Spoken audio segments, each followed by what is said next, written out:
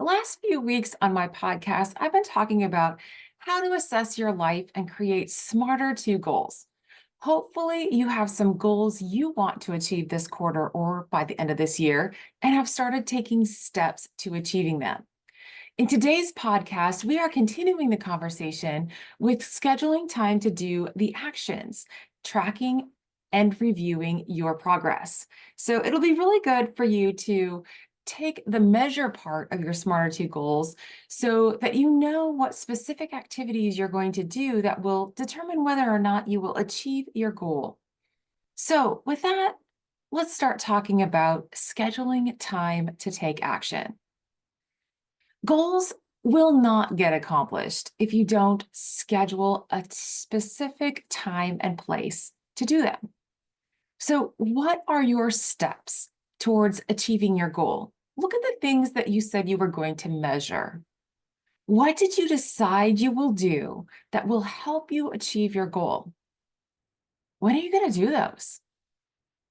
If you have an exercise goal, when are you going to exercise?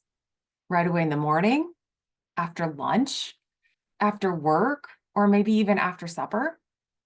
You have to name a specific time.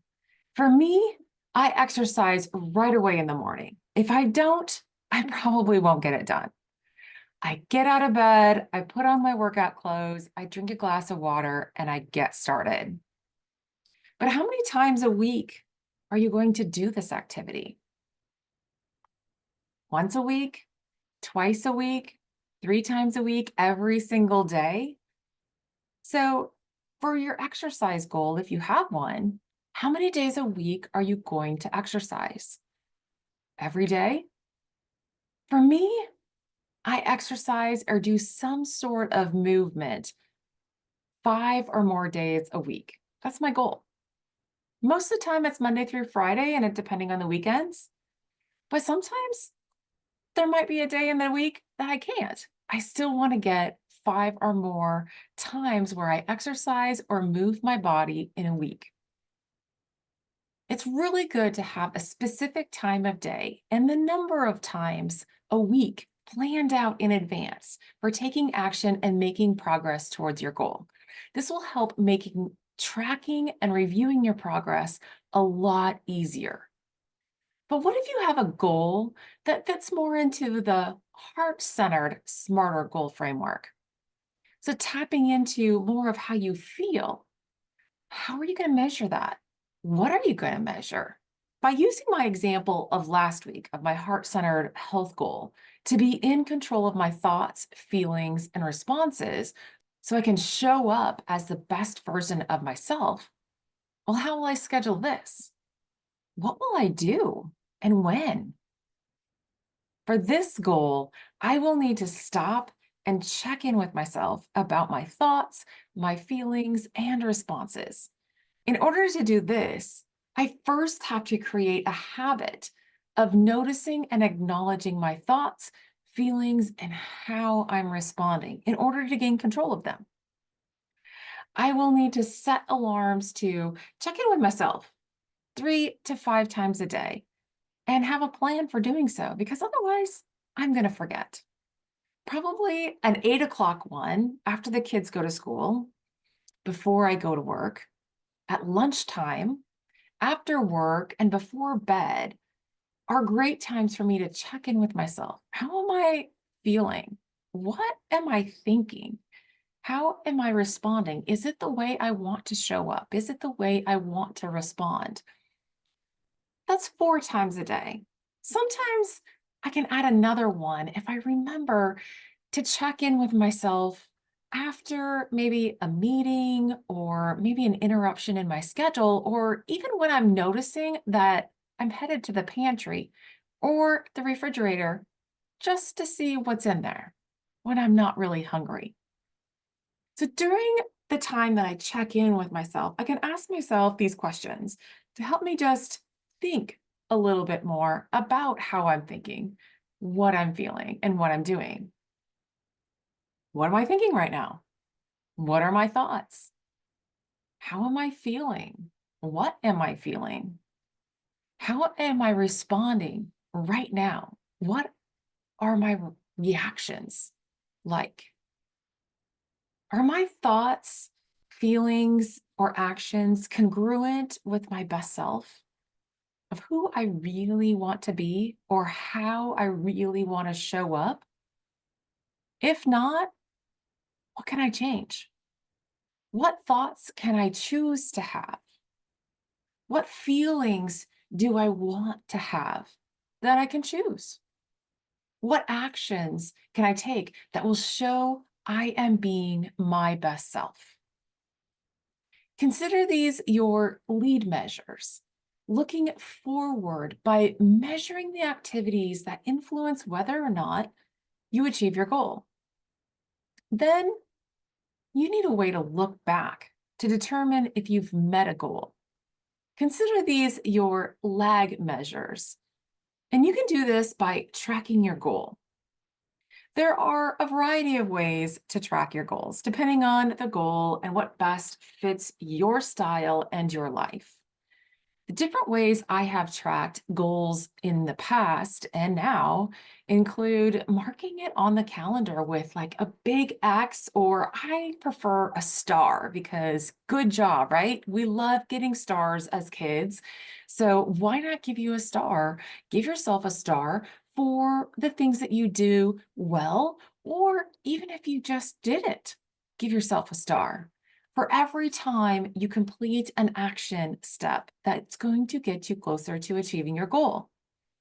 I've also done the same thing by just making a spreadsheet of the daily habits or the goals that I want to have and write them out for the week and give myself a star when I've completed it. I've also used a journal, especially for my thoughts and my feelings, just to be able to write them down and to be able to track them day by day. I've also used different apps on my phone. For instance, when I was tracking food, I was use some various food tracking apps, including MyFitnessPal, and ones that just tracked the vegetables that I had to make sure that I had and was eating a lot of colorful, different vegetables every day. Of course, there's apps to track your steps, your activity levels, your heart rate, how you sleep. Whatever you are tracking, I'm sure there's an app for that. You can also keep track in your planner. I have used Michael Hyatt's Full Focus Planner. Now I'm currently using that, and I've used it in the past. It has a nice streak tracker on every weekly preview page to write down your habit goals and track your daily progress, as well as space to show your progress towards your top three big goals for the week, using a percentage of how well you did or how much you completed. I've also used Burchard's high performance habit planner in the past. And in that, it has space to write up to 3 daily goals and priorities, and a place to score how well you are doing related to his top high performance habits: clarity, productivity, energy, influence, necessity, and courage. These are aspects and habits of your life that get you closer to your goals, no matter what goals that you have for yourself. In Brenden Burchard's High Performance Habit Planner, there's also a weekly review, and you can do that on the 10 key areas of your life, which he has in his as health, mental and emotional well-being, partner or love, family, friends, mission, experiences, spirit, finances, and learning.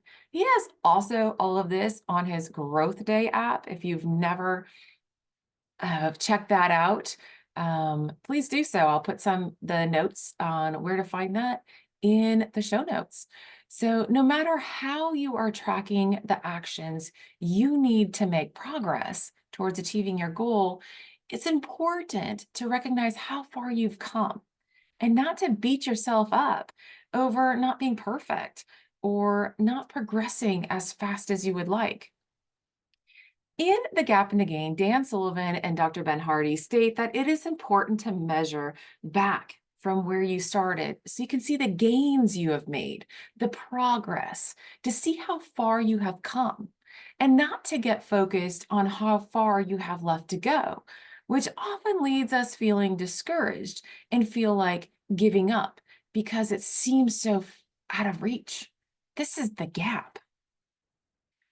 Or another way to look at it is using Eilert Fishbach's small area principle, which states that to sustain motivation, we need to compare our next action to whichever is smaller, the progress that we've made or the progress we still need to make to achieve the goal.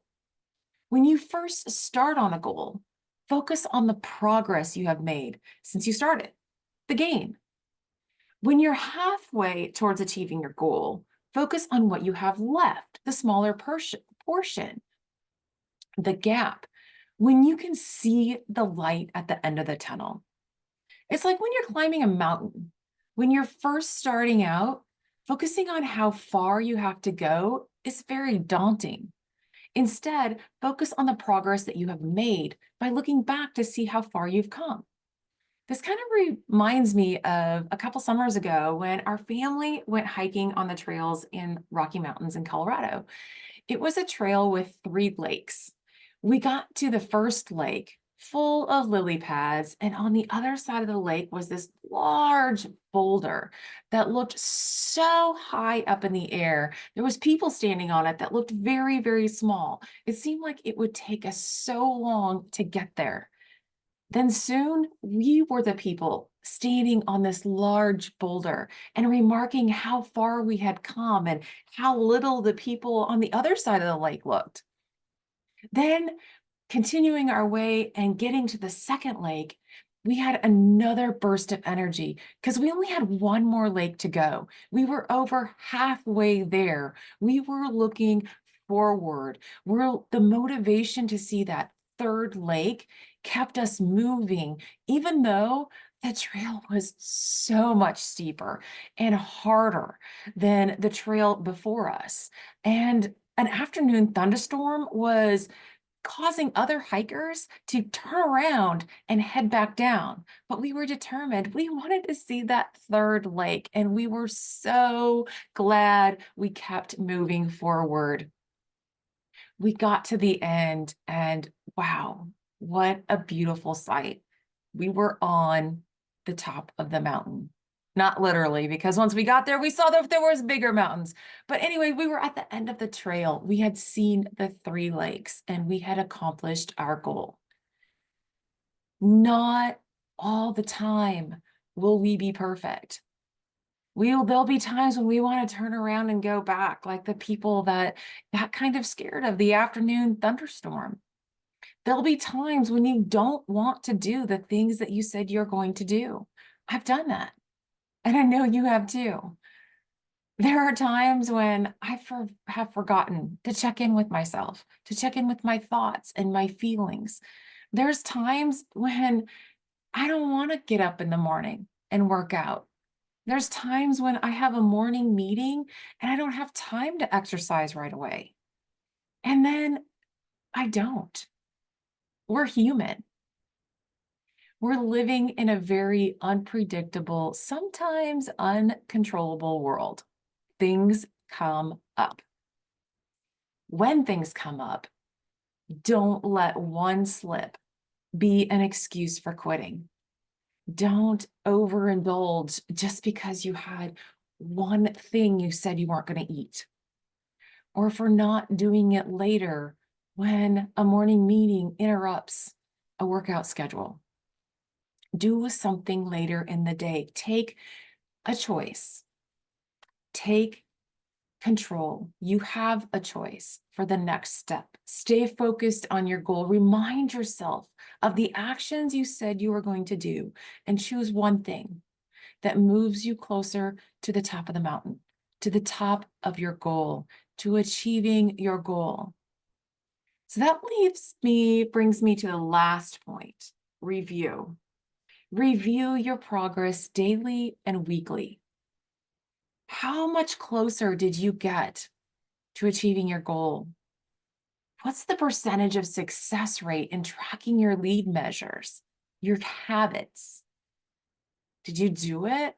80% of the time? Great job. What went well?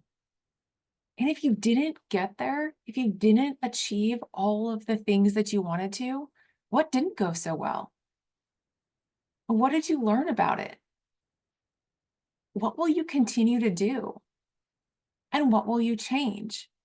These are all questions we can ask ourselves in review of how did we do on the things that we said we were going to do? Then make a plan for the next day or even the next week. Remember, the journey of 1,000 miles begins with a single step. Start with one step, schedule it, track it, review it, then repeat. Soon you'll be halfway up your mountain, on your way to reaching your goal. Thank you for joining me today. Next week, we're going to take a look at some of our thoughts that limit us on our journey to achieving our goal and how we can change them.